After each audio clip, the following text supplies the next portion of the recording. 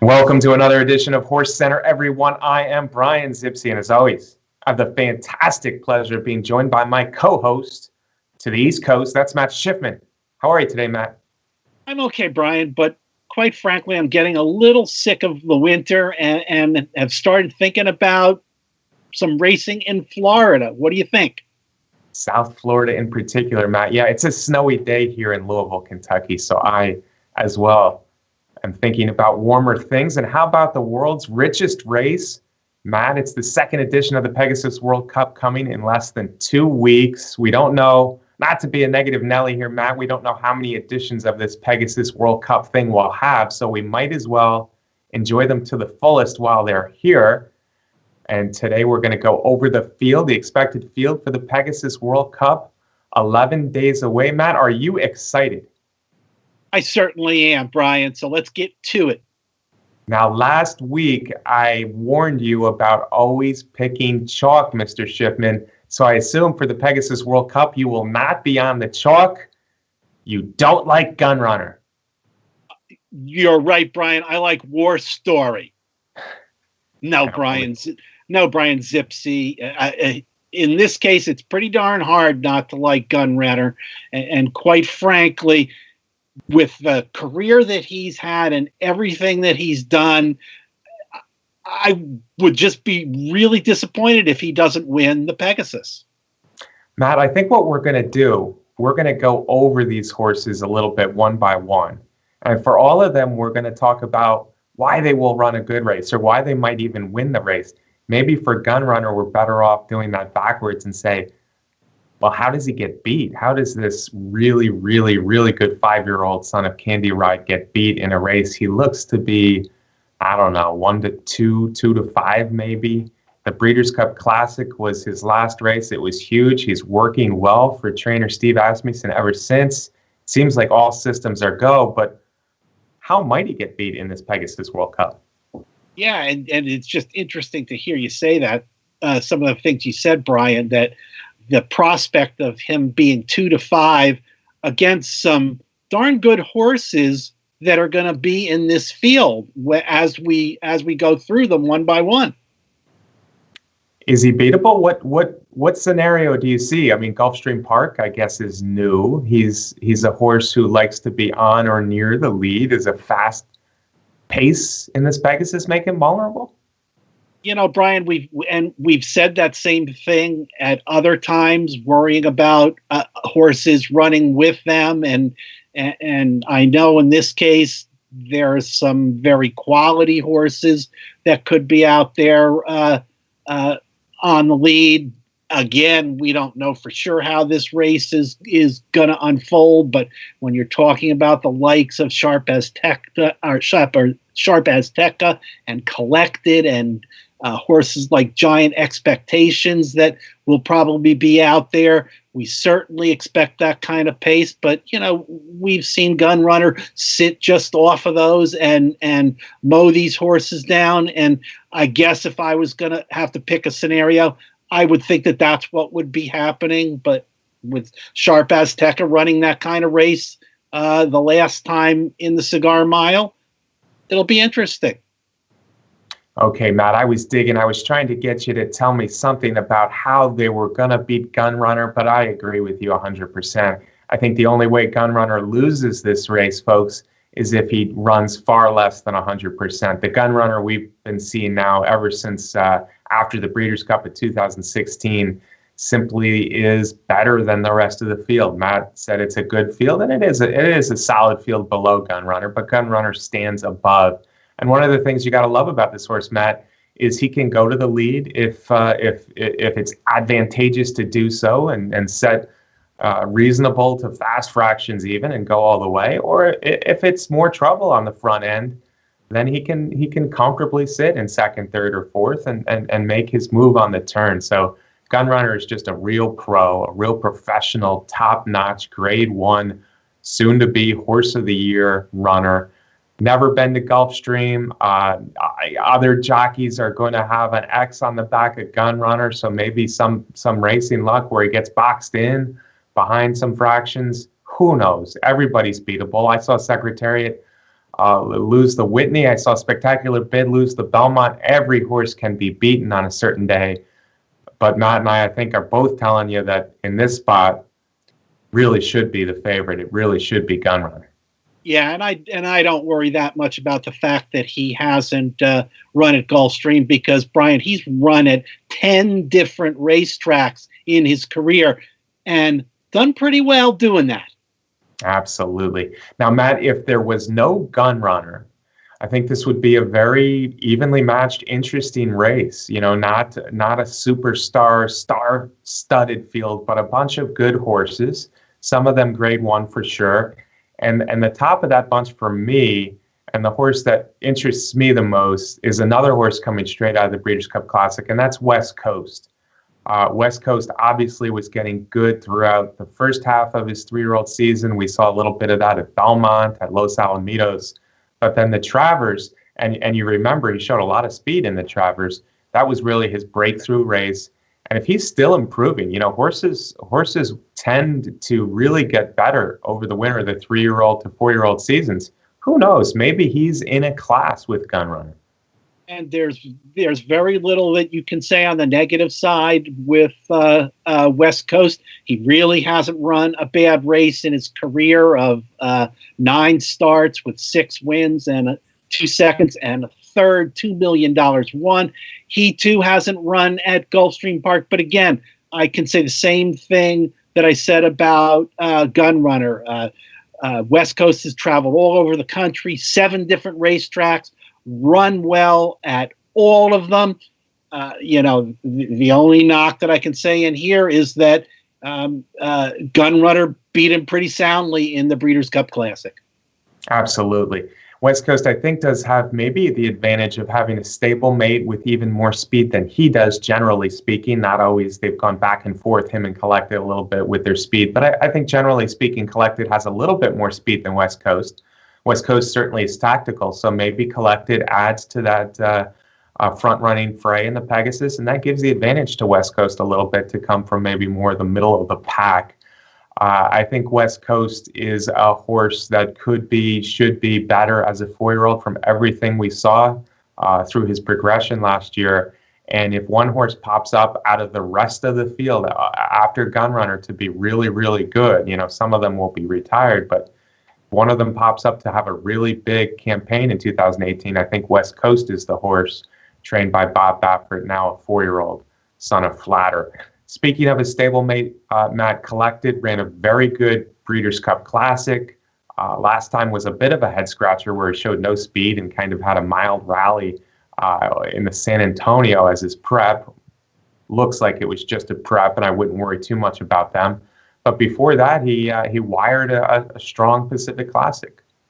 Yeah, and I feel pretty certain that we're not going to see any of that breaking slowly nonsense in the Pegasus. I think he's coming out of the gate quick, and he's going to get sent to the lead because that's the way he's been the most successful, and that certainly isn't going to hurt, like you said, his stablemate West Coast.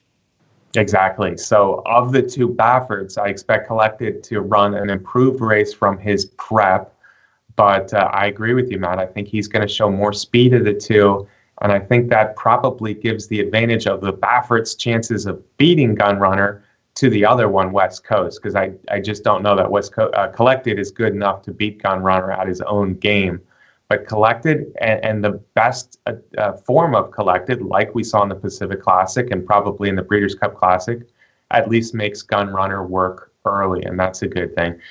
Speaking of making Gunrunner work early, I think we have to talk about Sharp Aztec, and I think this is a horse who's not getting a lot of talk going into the Pegasus World Cup, and that surprises me a little bit. He loves Gulfstream Park. I think you're going to speak to that a little bit more, Matt. But he finished his 3-year-old season very well, and he went to Dubai, and maybe there were a couple races where it wasn't grade 1 performances, but recently, the Breeders' Cup Mile was a bang-up race. I know he ran second, but that was a strong performance out in Del Mar. And then the Cigar Mile, where Javi Castellano jumped on board and he was able to have him relax a little bit early. all this makes me think that Sharp Azteca is a horse that will be heard from in this race. 9 furlongs being, of course, a huge question. Yeah, Sharp Azteca is definitely the wild card in this race, and I use that description to say, how is Sharp Azteca going to run in this race? Is he going to go out there and battle those horses on the lead? Are we going to see more of that stalking race that we saw in the Cigar Mile? Of course, we know that Sharp Azteca likes Gulfstream Park a great deal. Career record there is 5 starts, 3 wins, and 1 second.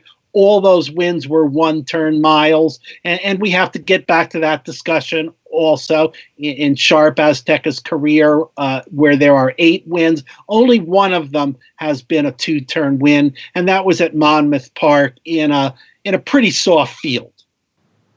Yeah, Matt, I don't expect him to win this race. I honestly don't. I think that's what a lot of people are thinking. I could see him involved up there, and maybe not setting a real fast pace with Castellano, trying to run his best finish as possible, but being involved in the pace for a long time. And if you told me Sharp Azteca was going to be right there at the 3/16 pole, I would probably buy what you're selling right now. And again, maybe he, like Collected, is another horse that makes Gunrunner's job just a little bit harder in here.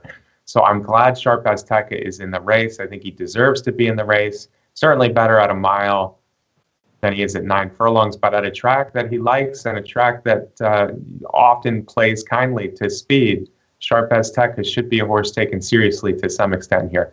Speaking of wild cards, Matt, what do we say about Toast of New York? Last time you and I saw him in person was over 3 years ago. It was the 2014 Breeders' Cup Classic, and I tell you what, he ran a really big race that afternoon at Santa Anita. He certainly did. That was in the Rock'em Sock'em Bayern victory of the Breeders' Cup Classic, and boy, right down to the wire and crossing the wire. It was awfully close for Toast of New York, but then he was gone for 3 years and has just that one start over in England on an artificial surface over there. A huge question mark. I don't know what to expect. I would be amazed if he hits the board in here. I am going to be a little less amazed than you are, I think. But yeah, it sure is asking a lot. Jamie Osborne certainly has had him in his barn for a long time again now, going on 10 months as we're taping this. So Toast of New York has had a lot of training. Training over there is a little bit different than it is over here, and I think that might be a good thing for a horse like this. He's really filled out. He wasn't a small horse to begin with. He looks a bit of a monster in the chest. We watched him win that lone race back, which came after 3 years off, as you said, at Lingfield. He was breeding for a couple years, wasn't going swimmingly well. So Toast of New York, a very class horse, a tactical horse. He can be on the lead or near the lead or a little farther off. But I tell you what, let's just go back to 2014 a little bit, Matt. He was one of the best 3-year-olds in the world. In case we've forgotten, he dominated the UAE Derby over in Dubai. He was second, a good second to Shared Belief in the Pacific Classic. And then, of course, in the Breeders' Cup Classic with California Chrome and Shared Belief actually finishing behind him. He was just a whisker from winning against Bayern in that strange Breeders' Cup Classic. But Toast of New York certainly was right up there with the best 3-year-old horses in the world. So if somehow, some way, 3 years later, and I like horses that are 6, he's now 7.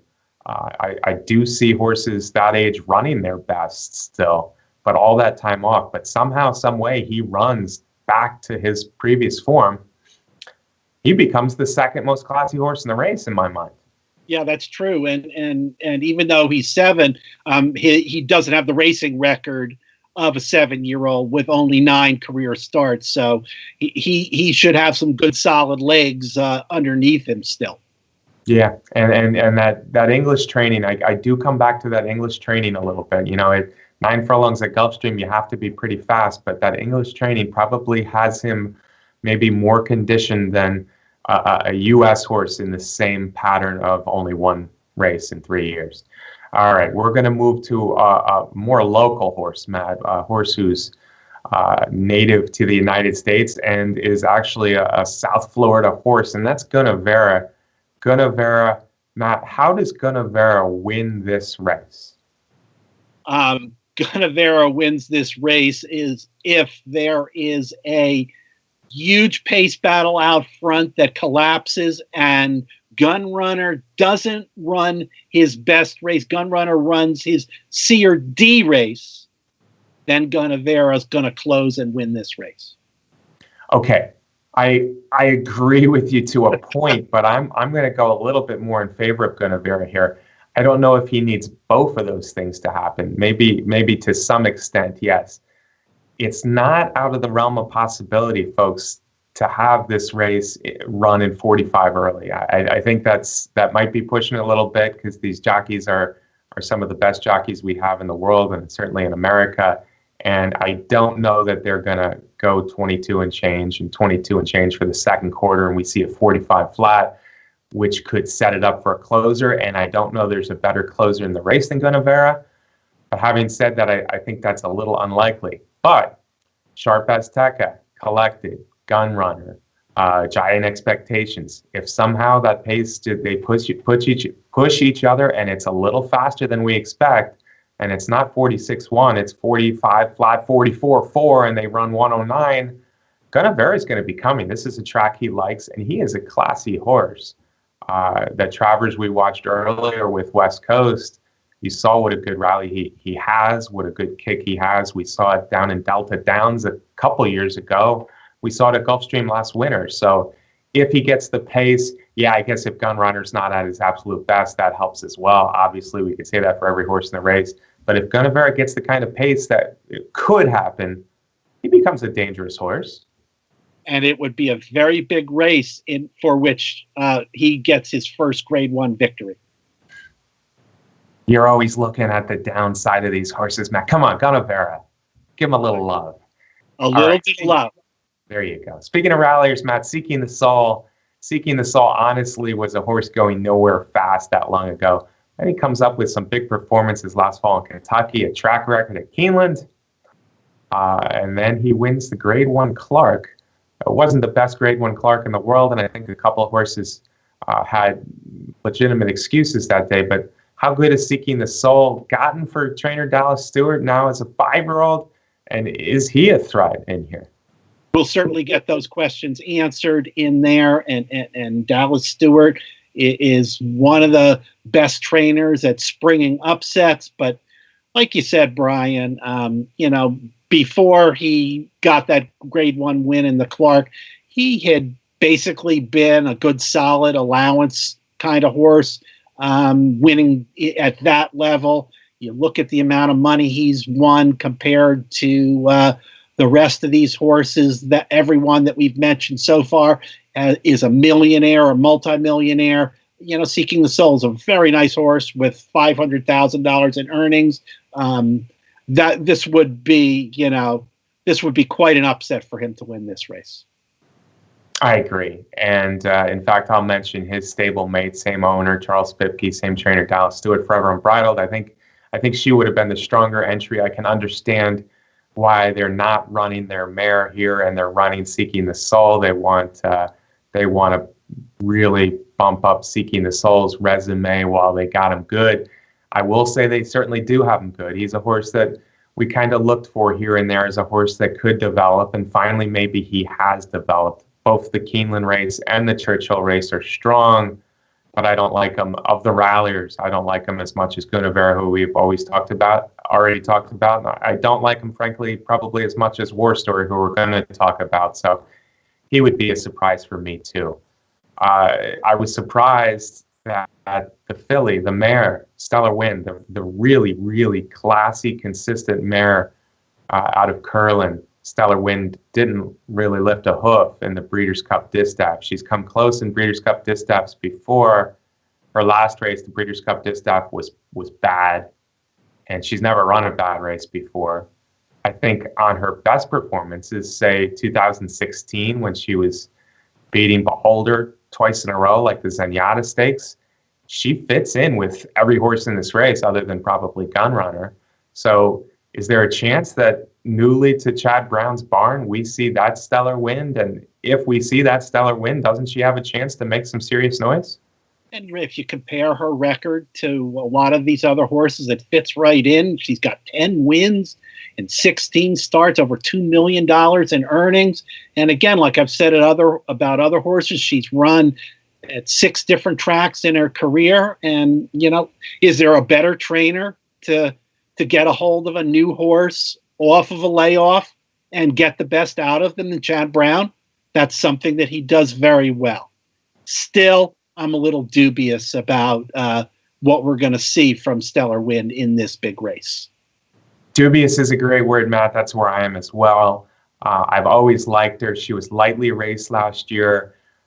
She was getting to, but not easily, Valdori, a nice foreign mare that she beat a couple times in a row. So I don't know if that form is as good as the previous year with her battles with Beholder. And then the Breeders' Cup Distaff, it's for such a consistent horse to run so poorly, it certainly raises questions and raises eyebrows as to how good she still is. She's 6 now. Chad Brown, great trainer. I don't know if a month or two in his barn is going to be able to turn her around or get the very best out. If he is able to get the very best out of Stellar Wind, another horse who certainly could be in the picture. So interesting to see in what probably will be her swan song as well. I already mentioned War Story, trained by Jose Navarro, who also trained Sharp Azteca. So in that way, Sharp Azteca could set the table for a horse like War Story.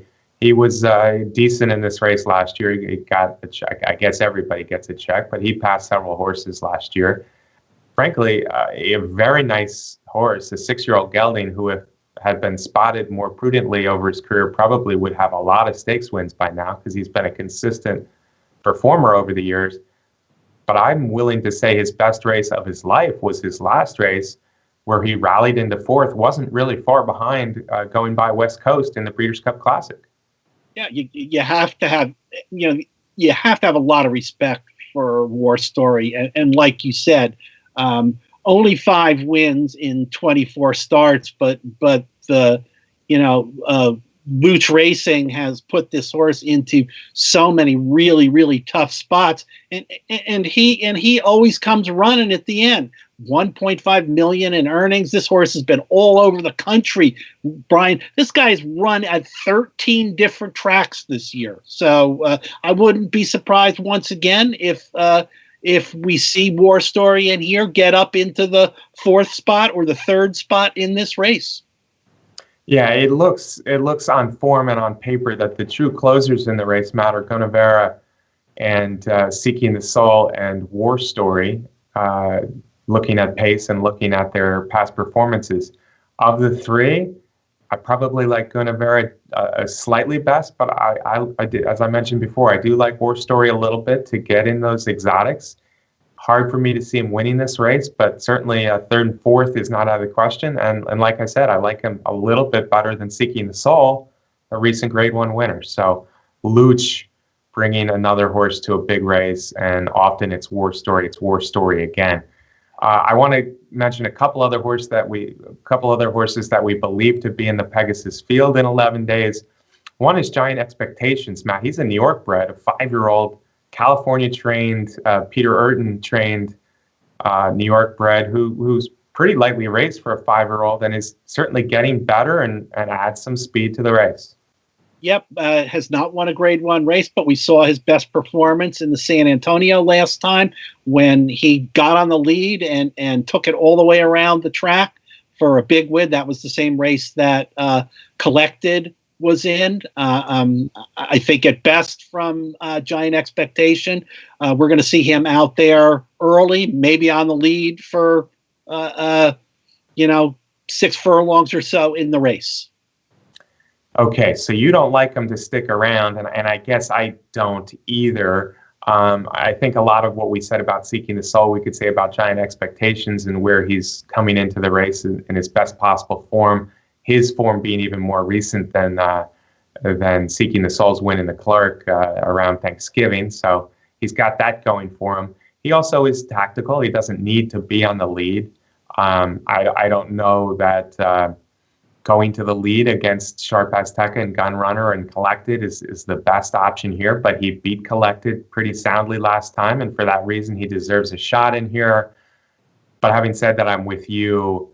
I don't see how he really sticks around to run a big race with his running style. I'd be more surprised if he was in the money at the end than a horse like Seeking the Soul, who at least could be finishing stronger past horses that are tiring.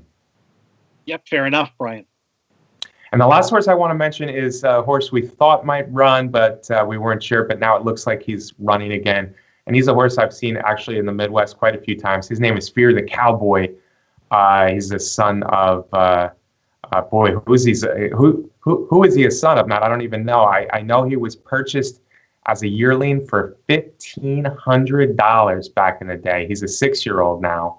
So you could have had him for $1,500. He was bred at the University of Kentucky for $1,500, Matt. Why didn't we buy him for $2,000? I would have given $2,000 for him.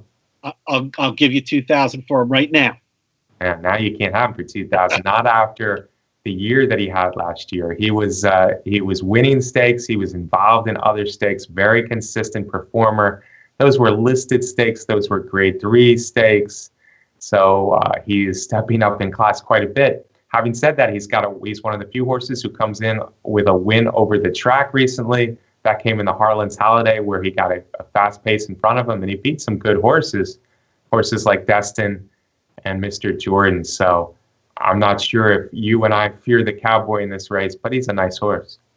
Yeah, I don't think we do fear the Cowboy in here, but a nice story, as you mention it, with the bargain basement purchase. Matt, before we go, this is our main Pegasus preview. Before we go, I'm putting you on the spot here. I didn't tell you we were going to do this, but I want a superfecta out of both of us. And if you want to go first, go ahead, or I can go first because I think I'm ready to give you my super. Go ahead and kick it off, Brian. All right, here's my super. No Surprise, Gun Runner on top. Number 2, I'm going with the newly turned 4-year-old and soon-to-be 3-year-old champion, West Coast. I think he runs a big race, and I think Gun Runner doesn't win by 5 or 6 lengths because West Coast runs a big race. Gunavera is going to rally into 3rd, and I'm going to throw a real oddball into the picture. I'm going to put Toast of New York, who sits 5th early and shows some class and actually runs 4th in here. So my superfecta is Gun Runner, West Coast, Gunavera, Toast of New York.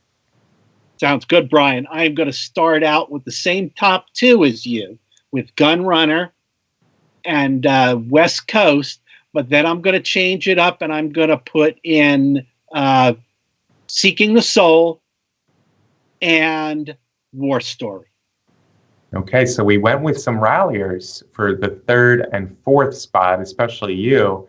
I like Gunavera a little bit better. You're going Seeking the Soul. War Story I almost used instead of Toast of New York 4th. So interesting. Unfortunately, we're on the same exacta, folks, or maybe that's a good thing. Maybe it pays 18, 20? I don't know. Okay. Gun Runner 2 to 5, West Coast. I think he might be the second choice now after Collected's dull performance last time. I liked him better even before that, so I'm sticking with that. But anyway, folks, we hope that the Pegasus World Cup is a great race, and maybe we'll see something really special out of Gun Runner in his swan song, because it's been a heck of a career for Gun Runner, for the Winchell folks and Three Chimneys. Gun Runner, very deserving horse of the year, which will be announced right before the Pegasus, or a couple days before the Pegasus.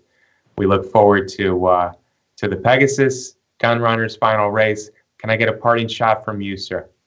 Yeah, Brian, I agree. I really want to see Gun Runner win this Pegasus in his swan song. I guess I really would have liked to have seen Gun Runner run the whole of this of another year, because I think he could win an awful lot of money staying on the track again this year. But that's not the way it is. So I'm looking for Gun Runner. Yeah, and Gun Runner really doesn't have anything more to prove after such a dominating year last year. So I can understand why it's time to send him off to the breeding shed. But one more start, that's a big part of this Pegasus World Cup, I guess. We have a big race in January. It's generally a slower time of year, but we also get a last chance to see some really excellent horses before they retire. All right, Matt, we got to thank, who are we thanking? We're thanking, you want to thank anyone? Well, we got to thank our friend Brett Workman. Absolutely. And our producer, Brett Workman. And we got How about everybody watching, Matt? Even during the slow time, they're still watching us. I don't get it. It's winter, Brian. Okay. Well, thank you, folks, for watching every week, HorseCenter. We enjoy doing the show for you, and we're glad that you enjoy watching. We will see you next week on another edition of HorseCenter. See you then.